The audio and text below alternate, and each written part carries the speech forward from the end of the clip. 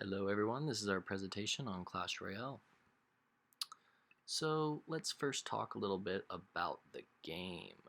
So Clash Royale is a strategy game developed by Supercell.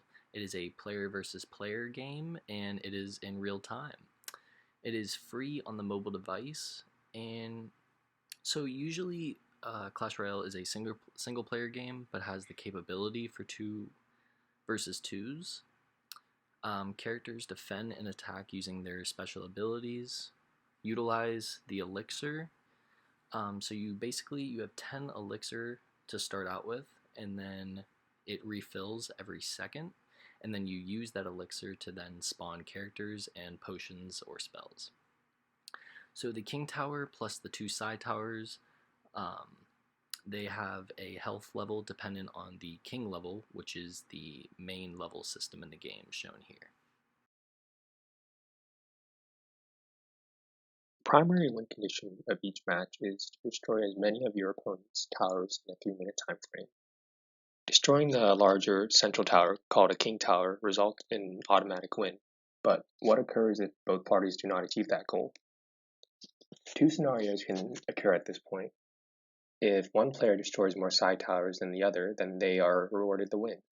But if both players have destroyed an equal amount of side towers, they will go into overtime, which gives them 2 additional minutes of playtime, along with the boosted elixir generation rate, which basically means they can place more troops and spells faster. And if one player succeeds in destroying more towers than their opponent by this time, they are awarded the win. Otherwise, if both players do not, the game ends in a draw. Let's do a quick walkthrough of how a traditional game goes.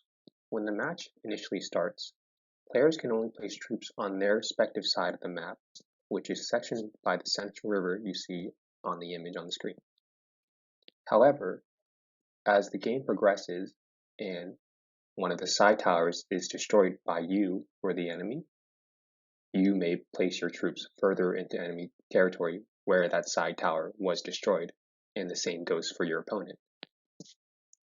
A wide array of troops and spells can be used to achieve your objective, such as knights or giants to get up close and personal, ranged units like musketeers or archers to fire away at a distance, and even spells like lightning storm, which can be placed anywhere on the map initially. Each players will utilize their assets to advance or react to your opponents trying to achieve the win.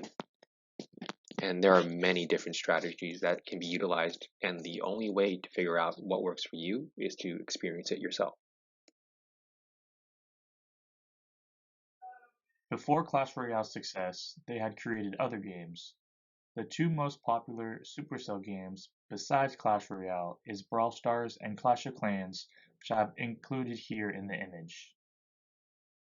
Other games made by Supercell that aren't pictured here are called Heyday, Smashland, and Boom Beach.